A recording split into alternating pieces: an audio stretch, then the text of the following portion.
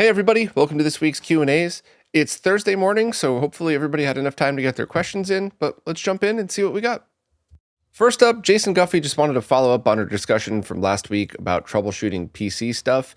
And Jason said that they might have to replace some electronics hardware at perhaps the worst possible time to do it. So that reminded me, normally I wouldn't just repeat like a basic response like this. No offense, I always try to respect everybody's time. But that gave me an idea that I wanted to ask you all about. And I figured these are the perfect place to do it. But since a lot of computer hardware is getting stupid expensive like RAM, is now the time to do something like how to repurpose old beat up laptops to use as RetroNAS machines, or how to use an old laptop to run something like, Batocera or some of those groovy MAME things and stuff like that? Because now the time to do those videos, because I have two laptops that almost went to the recycling center a couple of times now, and they're not great, but I think that might actually be the point, especially the one with the broken screen, because you could just use the screen to set up RetroNAS and then never use it again and just use your laptop as a server. So I don't know, please let me know your thoughts on this one. If this is something people actually want to watch, I'll do it, but I'm just so backed up these days. I don't want to spend, a week doing a video or a couple of live streams on something and get 100 views on it where I could have been doing something that that would help more people at once. So just let me know what you all think about it. I have no problem either way, but I just wanted to ask the question. Next up, Dustin Madison said, I don't know why, but almost every talking head video of mine they try to play on their TV, the video lags way behind the audio. Makes it seem like my vids were dubbed over. So I've seen this before, but only on a desktop browser. And I wanted to, once again, selfishly take this opportunity to ask you all, do you all see that?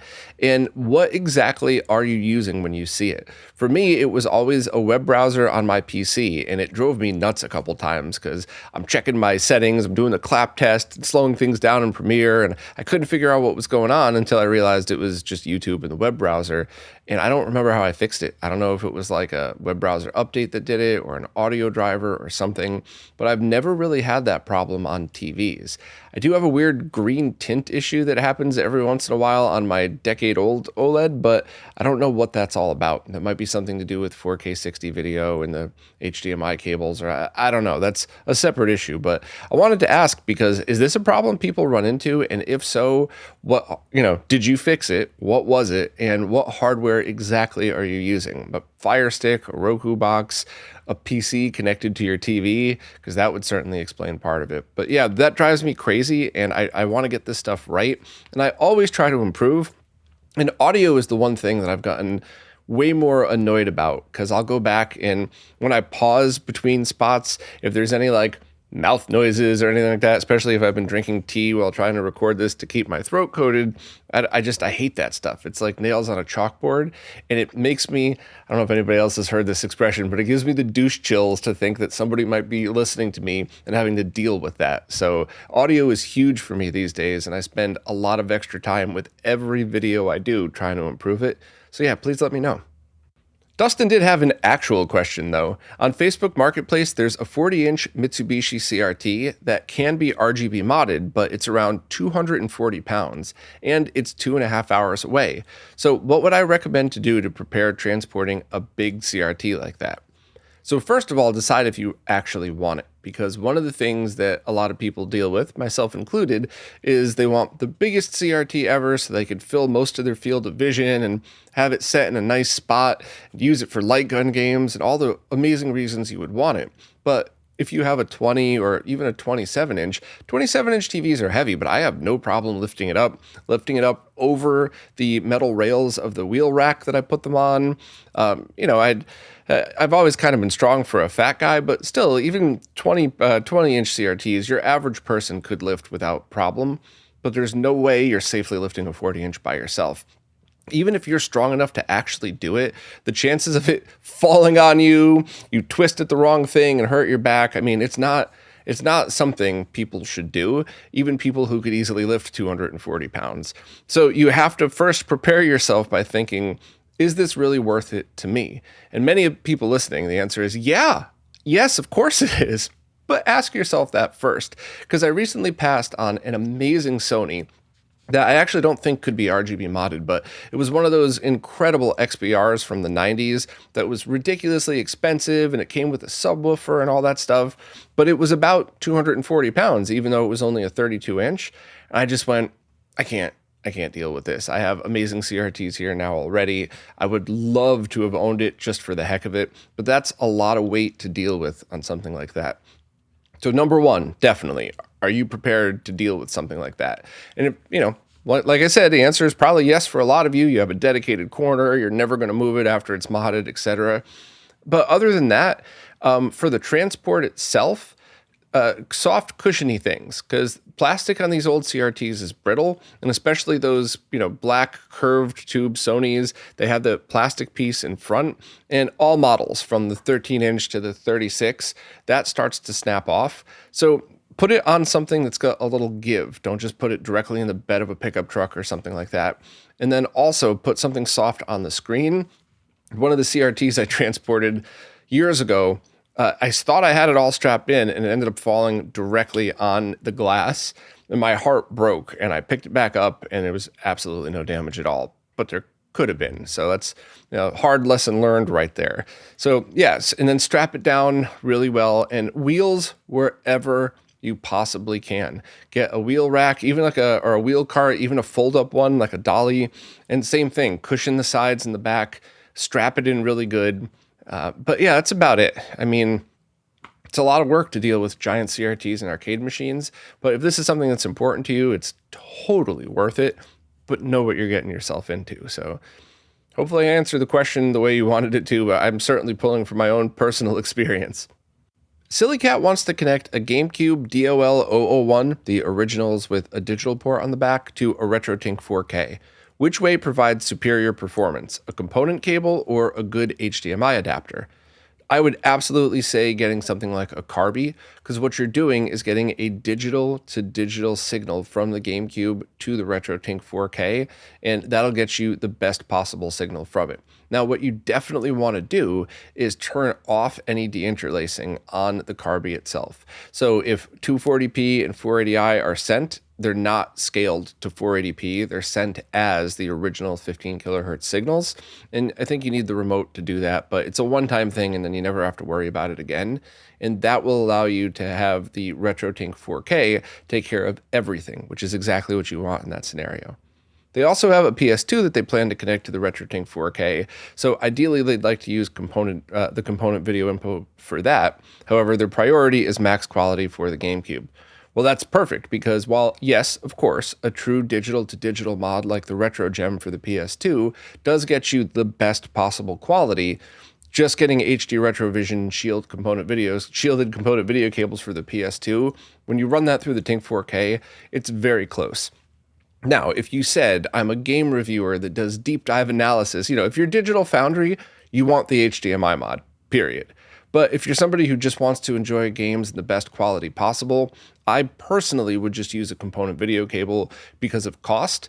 And in your scenario, now you have the Carby's HDMI output going to the HDMI in of the Tink 4K, and the PS2 going to the component video in, and you're done. That's it. That's everything you need right there. So even if you needed to route analog audio, which you wouldn't, but even if you wanted to for whatever reason, you could just use the 3.5 millimeter jack for the GameCube on that one. So yeah, I think this was a pretty straightforward question, but if you need me to elaborate any more, definitely let me know. Tony Escobar has a silly question. For the coffee descaler video, I mentioned the precise amount for both the carafe cleaning and the descaling, but then I tossed what seemed like a random amount into each. Was I just joking about the amount? Yeah, I was just 100% being a wise ass. And funny enough, when I sent that video to Smoke Monster, I was like, hey, is it cool if I post this? I basically stole everything that you taught me. And he came back laughing so hard. He goes, that's the exact measurement that I use when I do these things. So yeah, if anybody knows, am I hurting anything by not precisely measuring, let me know. But for the once a year I do this, I don't think it really matters, especially if you thoroughly clean it. But yeah, I was totally being a wise ass. And I think in these videos, that's like the one example of me not caring if I kind of got it wrong. Because most of the videos I do, like, it's kind of like the real me in real life. I take my work very seriously, whether it was the band I was in, RetroRGB, the other jobs that I had, but I try really hard to never take myself seriously. So like the end of the cable video I just posted, I went on a silly rant that made fun of IT people, because I am an IT person. I'm making fun of myself in that. But all of the actual technical data in that video was spot on, and just I ended it with silliness to hopefully make my fellow nerds laugh. Anybody that gets the joke totally gets the joke. But this was like the one time that I actually just didn't even care about the technical detail, because I don't think it matters. So coffee experts, please let me know. If you toss too much of that stuff into your pot, are you actually hurting anything? A couple of people chimed in saying that it's very harsh cleanser and it's basically like drain cleaner and stuff like that. But that's kind of why I went overboard cleaning it. I didn't just rinse it out a bunch of times. I then descaled the pot, which followed it with a couple of boiling hot water going through everything, going through the carafe and the machine. So my guess is it's totally fine. But yeah, Tony, you caught me. That was my sarcasm was, I think, like the one time I actually just skipped a technical detail on something because I didn't think it mattered. But, I do want to make sure I don't mess anybody's coffee machine up. But I have also been doing this for 4 years, and now so have all of my friends and my family, and none of us have died from poison. And all of our machines are together. Nobody's just fallen apart because of all of this. And somebody actually mentioned that those are the same things that Starbucks uses to clean their machines. So, I mean, I don't think there's going to be widespread panic for, too much or too little of that stuff used. But fun question. And yeah, please let me know if I screwed that up. But I don't actually think it matters in that scenario. PS3 Inquisition was wondering if I had any cable management advice. They're in the process of rearranging their game room, which includes 20 consoles, multiple switches, multiple screens, and a shitload of HD Retrovision, SCART, HDMI, and power cables. Their last setup was a rat's nest of wires, and they're doing everything they can to avoid that this time. Any tips would be appreciated. So, I can absolutely give you tips based on years of failures. And my tips might not be the best, and they might not even be right, but they're definitely going to hopefully help you skip some of the mistakes that I've made. One of the things that I've definitely done over the years, whether it was a networking closet when I was late teens working in a corporate office, or just building a retro setup, if you have everything super OCD perfect, so everything's zip tied in place, and you put the zip ties so there's the perfect amount of cable strain relief plugged into the consoles, and it looks beautiful, or maybe you can't see it at all, that is amazing for like a day. And then the moment you need to do anything to it, you realize you have to disassemble the entire thing in order to get to whatever it is you're getting to. Dead power supply, maybe you accidentally bumped something and you need to swap out a cable, whatever it might be. So keep that in mind, that when you do cable management, unless you're 100% sure the stuff is never ever going to move. Like, for example, if I ever had the opportunity to rewire this room and run cables through the ceiling for like surround sound and stuff like that, I would absolutely go all OCD with it, because I'm not really going to change that around. I would probably add extra wires for speakers I might never buy, but for the cost of cable compared to the rest of the project, yeah, that's the time I would do it, because that stuff's not really going to move. Just leave a little bit extra cable on the end to compensate for whatever, but that's it. But for the retro setups, the stuff down there, I use the Velcro wraps instead of zip ties. And I kind of keep all the cables nice and I Velcro them together. And I've also seen different type of cable management stuff for the walls. And that's definitely an aesthetics thing, because there was the door trim. This is years, I'm going by memory on this one, but there was the door trim stuff that you pull the trim out from around a door and it lets you feed cables to run through them. And I'm one of those nerds that I would prefer function over aesthetics, but this was so freaking ugly, I couldn't even do it. So you have to look into stuff like that and make your own personal trade-offs. But number one, unless you know these cables will never ever move, just make sure you run them in a way where you could actually access them. And then look into any kind of places to put them, any kind of slots or tubes or anything that's easily accessible. Because even if you have everything run through like a plumbing PVC pipe, and I'm being partially ridiculous, but I also said that so you could visualize. Imagine something hidden behind your setup that you couldn't see on the floor, that all the cables are run through it. And yeah, if you move your TV stand away, it's going to look ugly, but the TV stand's there, you can't even see it. That, something that you could easily run that stuff through, that might be a great idea, because then if you ever needed to replace a cable, you just use one end of the cable as the pull tie, or add some string for pull tie, and you go through it that way. So, think of things like that too, and think of ways to drop cables behind stuff. Maybe you have a channel in the back of your bookshelf or something that you could put on, or those plastic strips that I've seen where you could kind of fit the cables into them.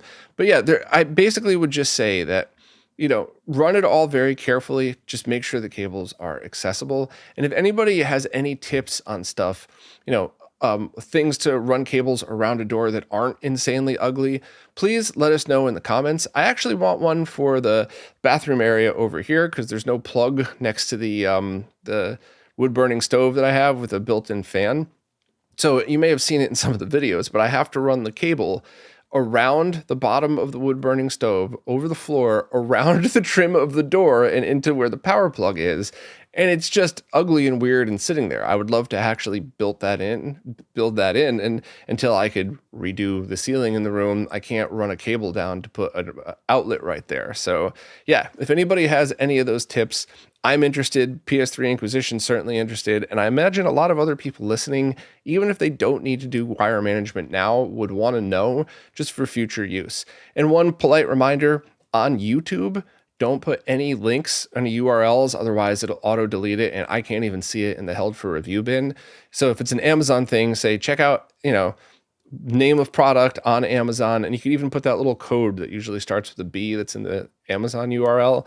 That'll be fine. And if you're on the support services, just drop links and none of that stuff is blocked. So yeah, that was probably a longer answer than anybody expected, but I'm very passionate about my OCD cable running, and I also just want to save you all as much time as possible, because the one that I did when I had the tall bookshelf, that's the one that I spent so much. I mean, it was like 2 full days of wiring and making everything nice, and it was about, I don't think I hit a month before I had to start disassembling it, and it took hours just to get stuff out in order to do new tests with them and things like that. So yeah, hopefully I could at least sort of help.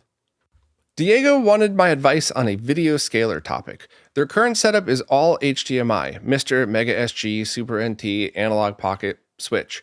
All of them are connected to their Sony 65-inch LCD TV.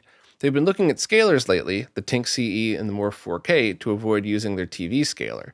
They love CRT filters and scan lines, but they don't know how much of a difference that would make. The idea is to use it mainly with Mr. via direct video and improve the visuals of the other devices too. The cheapest option is the Morph, but they don't want to burn north of $300 if it won't make a noticeable difference. Also, a near future 4K Mr. may render it unnecessary, like what they've seen with the Analog 3D or the M64. So that's a great question. And I'll start with just the facts on this stuff. As long as you're sending your TV a resolution where it's not adding any lag, so you're not trying to send it 480i, you're sending it 1080p and stuff like that. If you like the look of sharp pixels, then I personally wouldn't suggest spending any extra money, or at least not now. You got a good TV, everything might be working fine, and I wouldn't throw money at a problem unless you had a budget for something like this and you just enjoy doing stuff like that. But you specifically said, I love CRT filters and scan lines. And the work that Mike, as well as a bunch of other people, Tim and Mark, have been chiming in on that and helping, is incredible. And even if you don't use BFI, that new energy conservation scan lines allows you to add CRT masks to the image without darkening the image, so you could still run it in SDR without messing up the colors or brightness or anything like that. And it looks incredible. And it's not just the brightness. It looks clearer. It looks more like a CRT's CRT mask. Or if you're sitting at a normal distance, it still has that effect that you're going for. You could kind of not even know it's there, but the image just looks more like a CRT. So, and on top of that, the Tink CE, for as far as scan lines go, the exact same options as the Pro, but for a lot cheaper. The only thing that you're really missing from there is the CRT beam emulations BFI, but I haven't had as much luck with that. And if your TV is a 120 hertz TV, or if you eventually end up wanting to get one of those, then what you have on the CE is still absolutely excellent. And I would probably suggest the stuff that runs on both over the extra modes on the Pro now, at least for now. Who knows what's coming in the future? So to answer your question directly, if you're specifically talking about CRT filters and scan lines, I would absolutely go with the Tink CE, and I wouldn't even really worry about any of the other consoles like a 4K Mister, if that's even possible, because of the CRT filters and scanline options, but also because if you ever just decide to grab another console, like what if you're just out somewhere one day and you find at a tag sale or a Goodwill or something, and you have this awesome old analog console, you just plug it in. You don't have to worry about getting another adapter or worrying about anything else. So yeah, my suggestion to you would be Tink 4K CE. If you're talking just CRT mask emulation, you probably will notice a difference immediately on your Sony LCD. And if you ever upgrade to a different panel, especially ones that are 120 hertz or higher, then it starts to get really, really noticeable. So hopefully I was able to point you in the right direction. Josh Lopez was wondering how they can get the GameCube startup animation to play before booting their Pico modded console into Swiss. They could have sworn they saw something on Reddit or somewhere that showed a fully customized version of the animation playing. So funny that you mentioned this right now, actually, because I just finished talking to Makio about Cubiboot because I didn't understand what it was. No disrespect. And I just posted a write-up about this.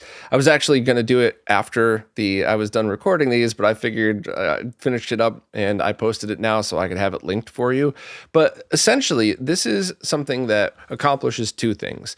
First, it absolutely does what you're asking and having the GameCube boot logo put back in, but then it also boots to a menu that works with Pico Loader, Pico Boot, and a lot of other mod chips that gives you a GameCube-like interface to launching your games. And it actually uses Swiss to launch the games. It doesn't reinvent the wheel, it uses the amazing tool that already exists. And on top of that, if you're a user like me, who you're going into a CRT, 480i CRT, most of the time you're probably just going to launch the game, maybe not with Game Boy interface, but with your standard GameCube games. But if you want full control, like Game Boy interface options, forcing 480p modes when going to different types of displays, you could launch the main Swiss directly from Cubiboot.